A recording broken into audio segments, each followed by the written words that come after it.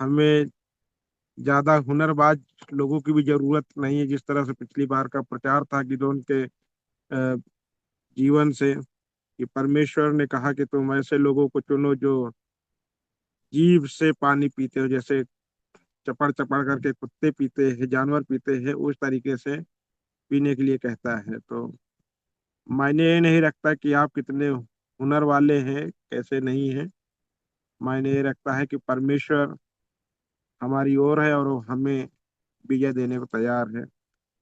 और आज आपके स्क्रीन पे जो दिखाई दे रहा है वो एक ऐसा विषय है जिसमें हर एक व्यक्ति जूझता है, और वो क्षमा करने की शक्ति उसके पास नहीं रहती है। और बाइबल ही हमें सिखाता है कि कैसे हम लोगों को क्षमा कर सकते हैं।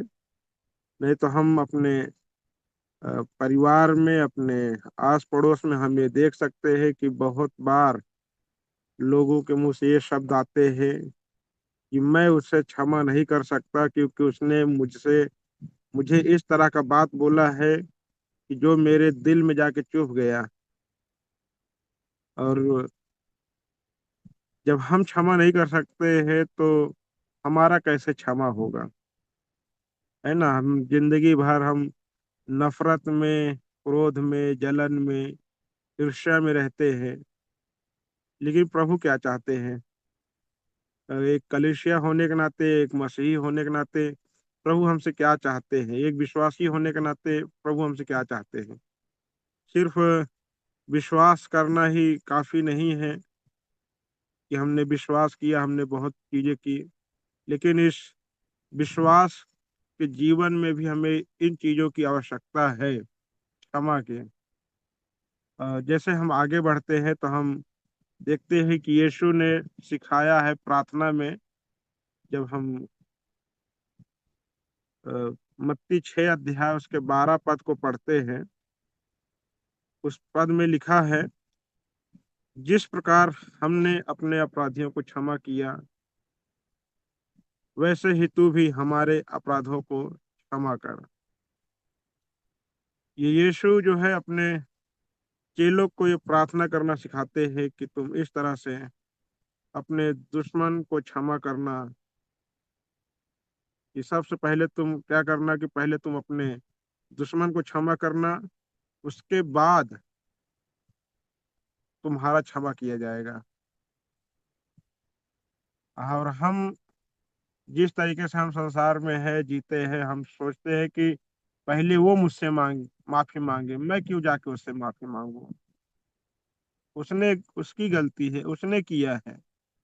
हम इस तरीके के जंजाल में हम जीते हैं, इस तरीके का हमारा अ, जीवन है, हमारा रवैया ये रहता है कि मैं क्यों झुकूं पहले, उसने बोला है उसको झुकना चाहिए। लेकिन यीशु क्या सिखाते हैं हमें? कि हमें, उसने प्रार्थना में सिखाया, पहले तुम अपने अपराधियों को क्षमा करो, जिन्होंने तुम्हारे खिलाफ कुछ बुरा किया है, जिनके लिए तुम्हारे दिल में कुछ बातें तुम्हारे हृदय में बैठ गई है, कि उसने मुझे गाली दी, उसने मुझे इस तरीके का शब्द बोला जो बोलना नहीं चाहिए था। और हम उसके लिए जो है अपने हृदय में कठोरता रख लेते हैं, उससे हम बात करना पसंद नहीं करते हैं। लेकिन यीशु कहता है कि पहले तुम उन्हें क्षमा करो। जब तुम उन्हें क्षमा करोगे तब तुम्हारे क्षमा किए जाएंगे। और ये यीशु मसीह ने हमें सिखाया है कि हमें ये क्षमा करना है। अब बाइबल में हमें ऐसे ऐसे व्यक्ति मिलेंगे जिन्होंने कई बड़ी कठिन समय में भी वो माफ करने के लिए तैयार रहे। जिस तरह से हम आगे बढ़ेंगे, आपके स्क्रीन पे आएगा, आप देखिए उन शब्दों को, और आप अपने जीवन को भी देखिए इस समय में। क्या आप ऐसी परिस्थिति में हैं जहाँ पे आप कहते हैं कि मैं उन्हें क्षमा नहीं कर सकता? अपना जिंदगी को आप देखिए, और आप इस व्यक्ति की जिंदगी को देखिए जिस व्यक्ति के बारे में मैं बताने जा रहा हूँ। वो व्यक्ति है यूसुफ, जो कि पुराने नियम में है। पुराने नियम की जब उत्पत्ति की पहली किताब हम पढ़ते हैं, उसके 50 अध्याय, उसके 15 से 20 वचन में। और इस वचन को पढ़ने से पहले हम देख सकते हैं कि कैसे यूसुफ के जीवन में उसके भाइयों ने उसके साथ बड़ा अत्याचार किया। यूसुफ को कुछ स्वप्न दिखाई दिए और वो स्वप्न अपने भाइयों को बताया, अपने म, पिता को बताया। और स्वप्न इस तरीके से था कि कुछ तारे थे जो एक तारे को आके दंडवत करते हैं, और फिर कुछ पुआले थी जो आके एक पुआले को दंडवत करती है। तो उसके भाई लोग क्रोधित हुए कि क्या हम तुझे दंडवत करेंगे? तो इतना बड़ा हो गया है तो बहुत, तू तो सबसे छोटा है और सपने इस तरीके से देख रहा है कि हम तेरे सामने सर झुकाएंगे। वो लोग क्रोधित हुए और यूसुफ को कुछ लोगों के हाथ बेच दिए गए उनको, कि वो गुलामी में चला जाए। और ऐसा ही हुआ। और जब अब हम अभी जब ये वचन पढ़ेंगे तो आप जरूर इसे ध्यान दीजिए, और इसके जीवन से हम क्या सीखते हैं उसको अपने पास आप रखिए जरूर। तो कोई भी व्यक्ति इसको पढ़े और हम सबकी मदद करें पढ़ के, कि हम सुनने पाए।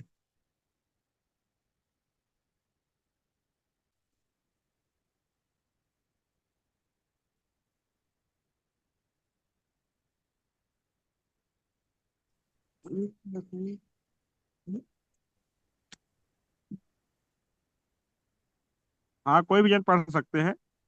उत्पत्ति 50 अध्याय 15 से 20 वचन।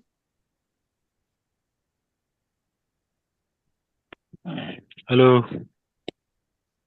जब यूसुफ के भाइयों ने देखा कि हमारा पिता मर गया है, तब कहने लगे, कदाचित यूसुफ अब हमारे पीछे पड़े और जितनी बुराई हमने उससे की थी सबका पूरा पलटा हमसे ले। इसलिए उन्होंने यूसुफ के पास यह कहला भेजा कि तेरे पिता ने मरने से पहले हमें यह आज्ञा दी थी हाँ, पूरा 17, 18, 19 भी है। कि तुम लोग यूसुफ से इस प्रकार कहना कि हम विनती करते हैं कि तू अपने भाइयों के अपराध और पाप को क्षमा कर। हमने तुझसे बुराई तो की थी, पर अब अपने पिता के परमेश्वर के दासों का अपराध क्षमा कर। उनकी ये बातें सुनकर यूसुफ रो पड़ा और उसके भाई आप भी जाकर उसके सामने गिर पड़े और कहा, देख, हम तेरे दास हैं। यूसुफ ने उनसे कहा, मत डरो, क्या मैं परमेश्वर की जगह पर हूँ? यद्यपि तुम लोगों ने मेरे लिए बुराई का विचार किया था, परंतु परमेश्वर ने उसी बात में भलाई का विचार किया, जिससे वह ऐसा करे जैसा आज के दिन प्रकट है कि बहुत से लोगों के प्राण बचे हैं। आमीन। आमीन। अब हम जब इस तरह का कहानी देख रहे हैं बाइबल में, कि कैसे एक व्यक्ति जिसको बचपन अ, लगभग वो जवान हो रहा था उसी समय पे उसको बेच दिया जाता है, गुलामी में चला जाता है, और उसके साथ बहुत बुरा व्यवहार भी किया जाता है। और कई सालों तक उसको जेल में भी रहना पड़ा। और वो अंत में मिस्र का प्रधानमंत्री भी बनता है। और जब उसके भाइयों को अनाज की कमी हुई तो वो मिस्र आए, लेकिन उसको ये नहीं पता था कि वो यूसुफ ही है जो प्रधानमंत्री बना है। लेकिन उनके मन में ये डर रहा कि मैंने उनके साथ में बुरा बर्ताव किया था, मैंने यूसुफ को मारने की सोची, उसको गड्ढे में डाला, मैं उसको बेच दिया। अब जरूर वो हमको देखेगा तो हमसे वो बदला लेगा। और कोई भी इंसान हम अपने आसपास में देख सकते हैं कि वो इसी तरह से सोच सकता है कि मैंने उसके साथ बुरा व्यवहार किया है और वो मेरे साथ बुरा ही व्यवहार करेगा, क्योंकि मैंने जैसे बोया है वैसा ही मैं पाने का हकदार हूँ। लेकिन यूसुफ बड़े प्रेम से और बड़ी नम्रता से उनको क्षमा कर देता है। मेरा कहना है कलिसिया, क्या हम हमारे विश्वासी भाई या गैर विश्वासी भाइयों को हम क्षमा कर पाते हैं जब हम इन तरीके की परिस्थितियों में पड़ते हैं? मुझे तो नहीं लगता है कि कलिसिया का कोई व्यक्ति बेचा गया हो किसी के हाथ में। मुझे नहीं लगता है कि किसी भाई को किसी गड्ढे में डाला गया हो। मुझे नहीं लगता है किसी भाई को जेल में रहना पड़ा हो। लेकिन फिर भी यूसुफ इतना सब कुछ जो उसके जीवन में हुआ, उसके बावजूद भी उसने अपने भाइयों को क्षमा किया। और हम लोग हैं कलिसिया कि हम थोड़े थोड़े जमीन के लिए, थोड़े से पैसे के लिए, थोड़े से खेत के अनाज के लिए, और पता नहीं कौन कौन सी चीजों के लिए हम लोग लड़ाई कर जाते हैं, झगड़ा करने लगते हैं, और हम क्रोध में, नफरत में जिंदगी जीते हैं। अच्छी बात है कि आप विश्वास करते हैं, अच्छी बात है आप प्रभु को अपना प्रभु कहते हैं, लेकिन जब आप का जीवन में क्षमा नहीं है, आप माफी नहीं दे सकते हैं, तो आप कैसे माफी पाने के हकदार हैं? यूसुफ माफ करता है और वो माफी पाने का हकदार भी है। और ऐसी परिस्थितियों को उसने माफ किया जो उसके लिए सहने से बाहर था। जो अपने परिवार से दूर रहा, कितने सालों तक वो दूर रहा अपने परिवार से। वो चाहता तो वो मिस्र के कैद खानों में उनको बंद कर सकता था, लेकिन नहीं किया उसने, क्योंकि उसने प्रभु के साथ जो जीवन उसका था, उस जीवन की बदौलत उसने उनको क्षमा कर पाया। आमीन। तो हम यूसुफ को देखते हैं कि यूसुफ कैसे इतना संघर्ष करते हुए भी उसने अपने भाइयों को क्षमा किया। आमीन। और हम जब हम आगे बढ़ते हैं तो आगे हम देखते हैं, जब लूका की किताब हम खोले 15 अध्याय, उसके 11 से 24 वचन को जब हम पढ़ते हैं, तो हम एक ऐसे बेटे के बारे में पढ़ते हैं जो अपने पिता से झगड़ करके अपने जमीन का हिस्सा लेता है। तो इसको हम लोग पढ़ेंगे।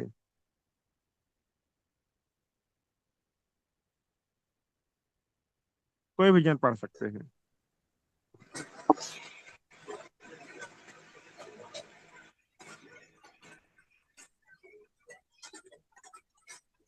फिर उसने कहा, किसी मनुष्य के दो पुत्र थे। उनमें से छुटके ने पिता से कहा, हे पिता, संपत्ति में जो भाग मेरा है मुझे दे दीजिए। उसने उनको अपनी संपत्ति बांट दी। और बहुत दिन ना बीते थे कि छुटका पुत्र सब कुछ इकट्ठा करके एक दूर देश को चला गया और वहां कुकर्म में अपनी संपत्ति उड़ा दी। जब वह सब कुछ खर्च कर चुका तो उस देश में बड़ा अकाल पड़ा और वह कंगाल हो गया। और वह उस देश के निवासियों में से एक के यहाँ जा पड़ा। उसने उसे अपने खेतों में सुअर चराने के लिए भेजा। और वह चाहता था कि उन फलियों से जिन्हें सुअर खाते थे अपना पेट भरे।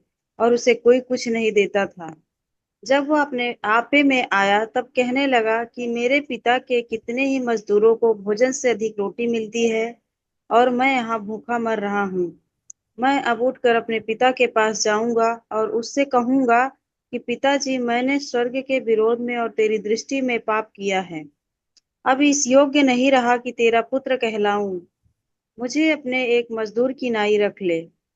तब वह उठकर अपने पिता के पास चला। वह अभी दूर ही था कि उसके पिता ने उसे देखकर तरस खाया और दौड़कर उसे गले लगाया और बहुत चूमा।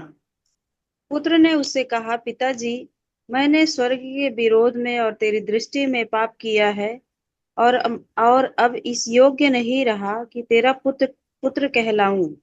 परंतु पिता ने अपने दासों से कहा, "फ- फट फट अच्छे से अच्छा वस्त्र निकाल कर उसे पहनाओ और उसके हाथ में अंगूठी और पाँव में जूतियां पहनाओ और पला हुआ बछड़ा ला कर मारो ताकि हम खाएं और आनंद मनाएं।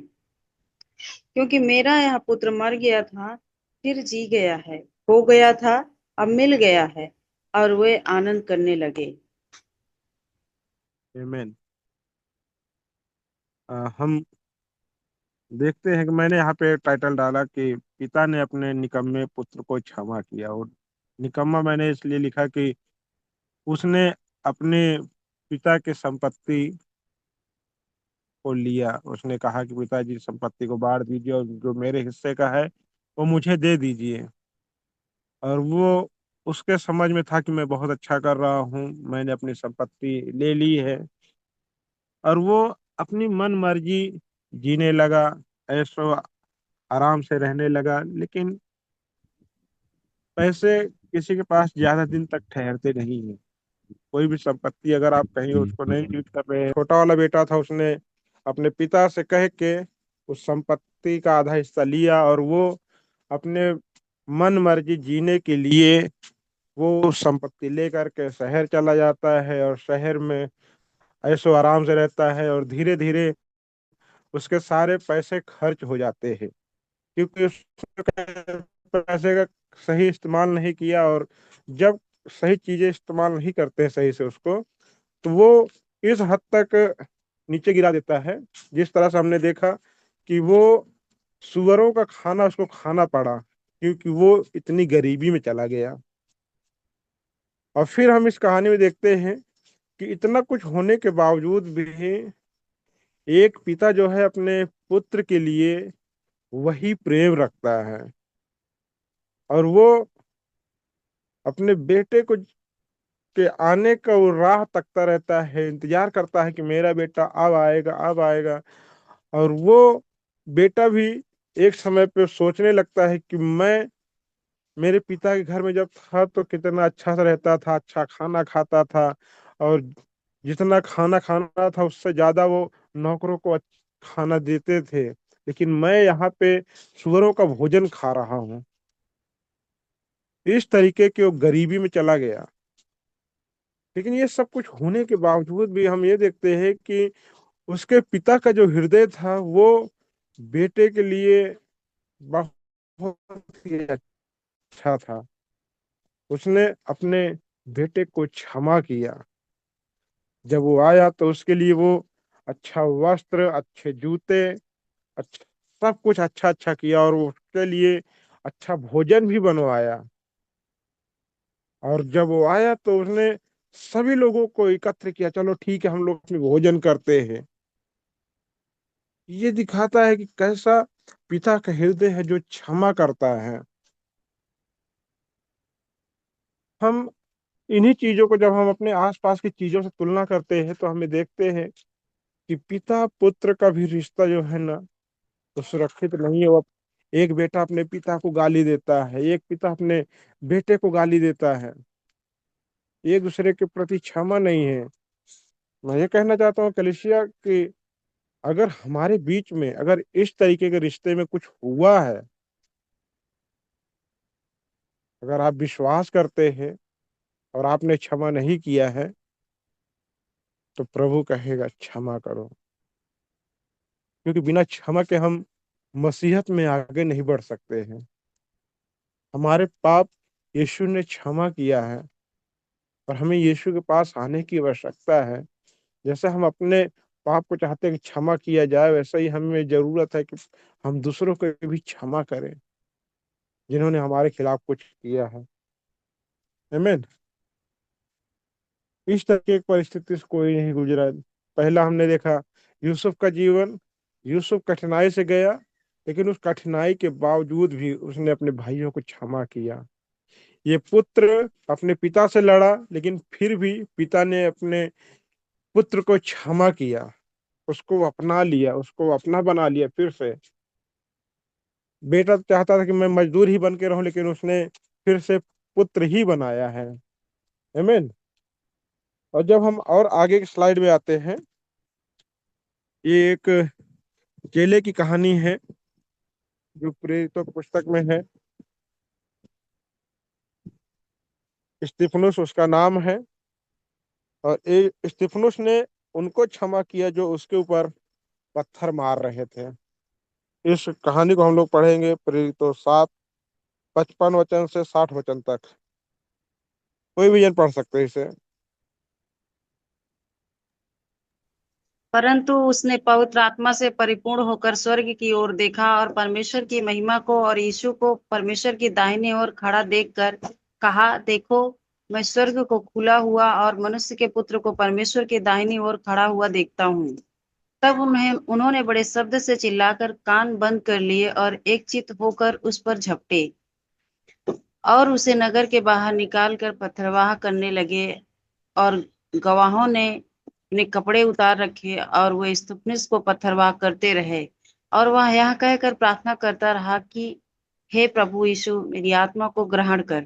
फिर घुटने टेक कर ऊंचे शब्द से पुकारा, हे प्रभु, यह पाप उन पर मत लगा। और यह कहकर सो गया। और साउल उसके वध में सहमत था। आमीन। स्तिफनुस की कहानी तो जब हम पढ़ते हैं तो सताव की चीजें दिखाई देती है कि किस तरह के वो सताव में था। और ये भी एक यीशु के जैसे कहता है कि पिता उन्हें क्षमा कर और उनके जो मुझे मार रहे हैं ये पाप उनके ऊपर न लगे। प्रिय भाई बहन, हम लोग भी मसीह में हैं, विश्वास करते हैं। और मुझे नहीं लगता है कि कोई मसीह का सुसमाचार देते हुए पत्थर खाया हो किसी से, किसी ने उसको पत्थर मारा हो। अगर हमें कोई पत्थर मारता है तो हम उसका चेहरा बखूबी याद रखते हैं कि हाँ, ये वही व्यक्ति है, इसी ने मुझे पत्थर मारा था। और जिंदगी भर हम उसको याद रखते हैं और क्षमा नहीं करते हैं। और स्तिफनुस पवित्र आत्मा से भरा हुआ था और लोग उसको मार रहे थे और वो यीशु को देख रहा था कि स्वर्ग उसके लिए खुला हुआ है। और वो यीशु को देख रहा है और वो कहता है, प्रभु इन्हें क्षमा कर। जैसे यीशु उस क्रूस पे अंत में उन्होंने कहा, पिता इन्हें क्षमा कर, क्योंकि ये नहीं जानते कि क्या करते हैं। परमेश्वर का प्रेम हमें दिया गया है, परमेश्वर की दया हमें दी गई है। विश्वास, नम्रता, संयम, धीरज सब कुछ हमें दिया गया है यीशु के द्वारा।